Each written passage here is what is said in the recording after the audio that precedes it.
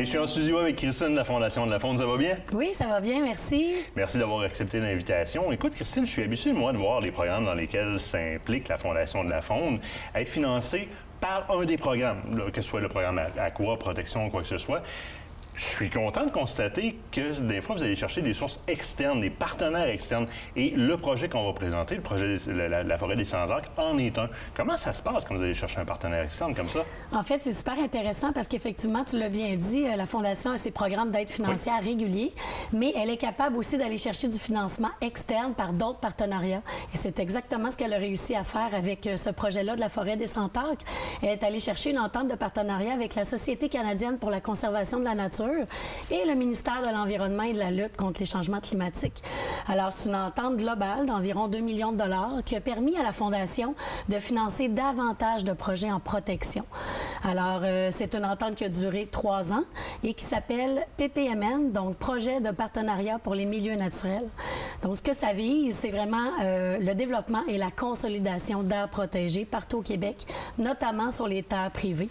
Alors, ce qu'on veut faire, c'est de la conservation volontaire auprès des propriétaires, de les approcher et ensuite d'arriver à des ententes de protection légale, donc l'acquisition de terrains qui ont une valeur faunique importante et une valeur écologique toujours importante. Quand il est question d'acquisition comme ça, bien souvent, on a besoin du leverage de plusieurs partenaires. Ça tombe bien, ça se fait. Écoute, je te propose qu'on aille voir le reportage. Bien, absolument. Allons-y.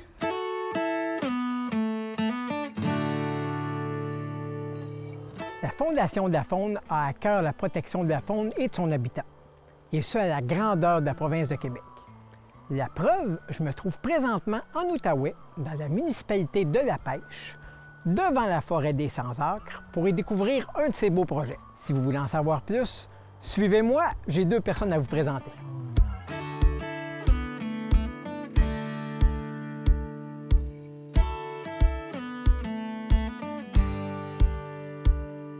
Olaf, bonjour! Bonjour! Ici, on se trouve dans la forêt des Sans-Arcs et je crois qu'il y a un très bel historique. Pouvez-vous m'en parler un peu, s'il vous plaît?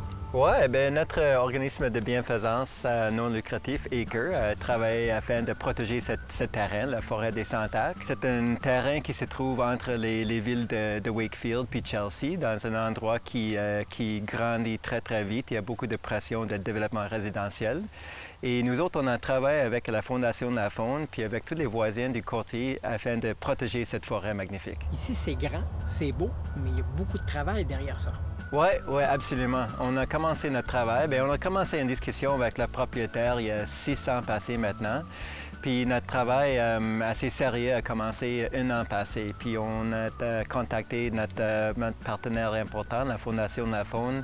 Puis ils ont donné leur soutien pour notre projet. Puis on a commencé tout un projet de chercher pour les fonds pour acheter cette belle terrain, pour protéger cette forêt qui se trouve dans un corridor écologique autour de la partie de Gatineau.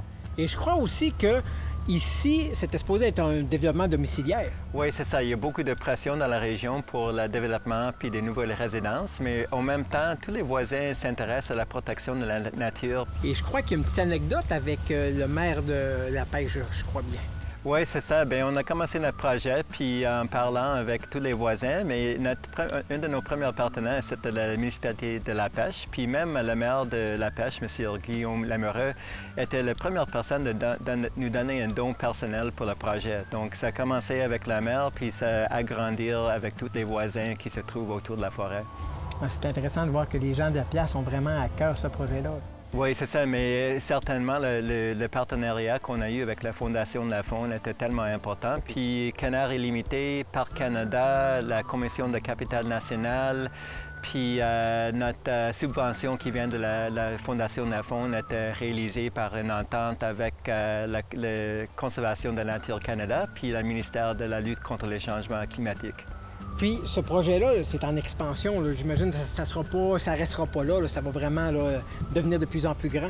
Oui, nous espérons que ça va agrandir encore. On a protégé à peu près 30 de la corridor écologique du parc Nord-Ouest. Puis notre but, c'est de protéger tout le corridor écologique puis établir un bon lien avec le parc de Gatineau. Juste à l'entrée de la forêt, on voit qu'il y a une belle sculpture. Est-ce que vous pourriez m'en dire un petit peu plus? Parce que je pense qu'il y a une histoire spéciale derrière ça. Oui, certainement. Bien, la ville de Wakefield est vraiment une ville des artistes. Puis Quand on a commencé ce projet-là, on a engagé avec un artiste, M. Mark Wouters, qui a construit cette sculpture qui s'appelle la Grande Nourricière. Donc l'idée, c'est que c'est un arbre, une tronc d'un arbre et les racines qui sortent de la terre, puis jusqu'au cœur de l'arbre, on se trouve l'âme de la forêt.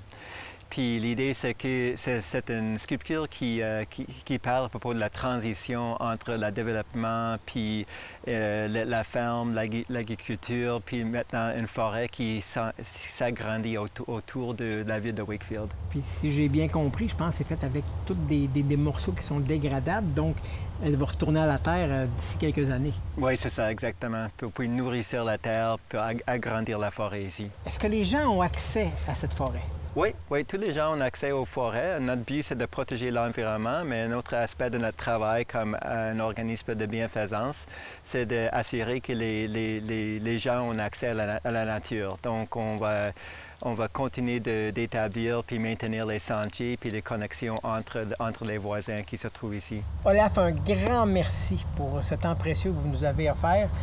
Je vous encourage vraiment à continuer votre beau travail. C'est très important, la protection de la faune, puis je pense que vous faites vraiment quelque chose de bien.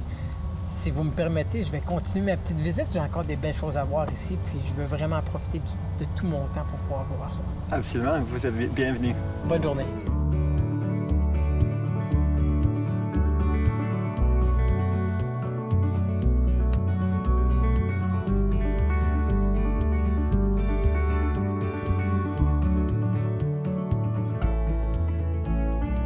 Branwyn, bonjour! Bonjour! Je suis vraiment content de vous rencontrer. Carrément.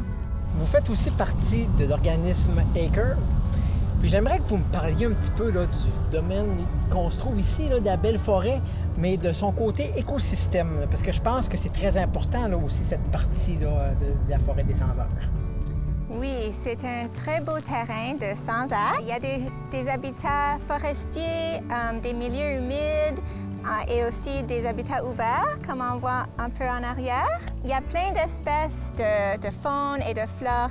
Donc ici, à la forêt des 100 heures, il y a plusieurs espèces menacées. Oui, il y a des espèces menacées, des espèces en péril pour la province.